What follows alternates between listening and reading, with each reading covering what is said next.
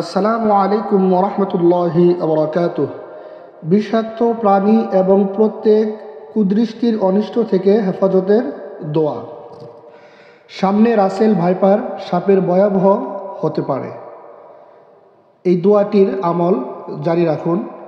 আবু হুরায়রা রাদিয়াল্লাহু তাআলা আনহু থেকে বর্ণিত হাদিসে আল্লাহর রাসূল সাল্লাল্লাহু আলাইহি ওয়াসাল্লাম বলেন, যে ব্যক্তি সন্ধ্যায় এই দোয়া 3 বার পড়বে, আল্লাহ তাআলা তাকে সমস্ত প্রাণী, বিশেষ করে সাপ, বিচ্ছু প্রভৃতি বিষাক্ত ও কষ্টদায়ক প্রাণী অনিষ্ট থেকে রক্ষা করবেন। তিরমিজি হাদিস 3604। দোয়াটি হলো আউযু বিকালিমাতিল্লাহিত তাম্মাহ মিন শাররি মা খালাক। أعوذ بكلمات الله التامة من شر ما خلق। যারা পারি না আমার সাথে পড়ুন।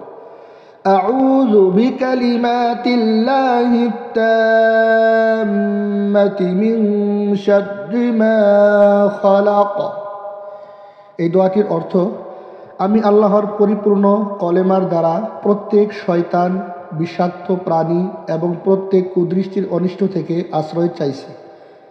আবু হুরায়রা রাদিয়াল্লাহু তাআলা আনহু হতে বর্ণিত আছে যে নবী করিম সাল্লাল্লাহু আলাইহি ওয়াসাল্লাম বলেছেন, যে লোক সন্ধ্যায় উপনীত হয়ে 3 বার বলে, আল্লাহ তাআলার নিকট আমি তার সম্পূর্ণ কালেমার ওসিলায় আশ্রয় প্রার্থনা করি সে সকল অনিষ্ট হতে যা তিনি সৃষ্টি করেছেন, ওই রাতে কোনো বিষ তার অনিষ্ট করতে পারবে না।